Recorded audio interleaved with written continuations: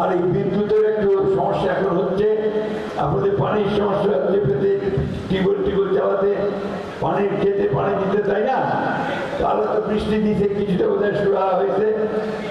তো সবাই মিলে আমরা চেষ্টা করছি এখন যে আপনারা যে ফসল ফলান সেই ফসলের যেন ন্যায্য দাম পাওয়া যায় তার ব্যবস্থা করতে, আপনারা যেন কম মূল্যে সার সেচের ব্যবস্থা নিয়ে ভালো করে ফসল ফলাতে পারেন সেই ব্যবস্থা করবেন। আর আমরা চাচ্ছি যে এখানে কৃষিভিত্তিক শিল্প তৈরি করে আমাদের ছেলেমেয়েরা যারা লেখাপড়া করছে তাদের জন্য যেন আমরা কর্মসংস্থানের ব্যবস্থা করতে পারি, সেই কাজটা আমার করার চেষ্টা করছি। আমি আমার সনাতন ধর্মের ভাই বোনদেরকে অনুরোধ করব, আপনারা নির্বিঘ্নে যেমন ভোট দিয়েছেন, নির্বিঘ্নে তেমন এখানকার সকল উন্নয়ন কর্মকাণ্ডে আপনারা অংশগ্রহণ করবেন।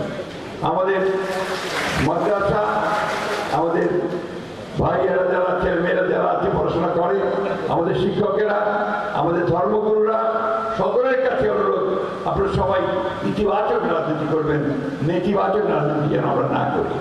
আমরা ধর্মে যেন কোনো বিভেদ সৃষ্টি না করি, আমরা মানুষের কল্যাণের জন্য সবাই যেন একসাথে কাজ করি। এই দেশটা আমাদের, অনেক সংগ্রাম করে দুঃখ করে রক্ত ঝরিয়ে কিন্তু আমরা 1971 সালে দেশ স্বাধীন করেছিলাম, এবং তারপরে আবারও সংগ্রাম লড়াই আমরা গণতন্ত্রের জন্য করেছি। আর এই গণতন্ত্র আজকে পেয়েছি।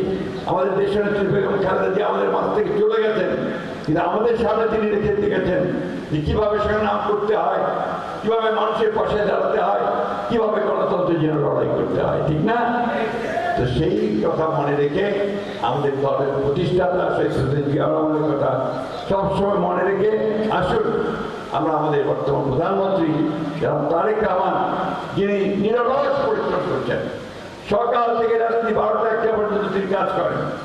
এই শনিবার দিনটা আমাদেরকে ছুটি দেন না, শনিবার দিনও আমাদেরকে কাজ করতে হয়, তার সঙ্গে আমাদের অফিস করতে হয়, অন্যান্য কাজ করতে হয়। এইভাবে আমরা কাজ করছি যাতে করে আমরা তারেক রহমান সাহেবের হাতকে শক্তিশালী করতে পারি, দেশের মানুষের কল্যাণ করতে পারি এবং সেইভাবে আমরা দেশকে এগিয়ে নিতে পারি।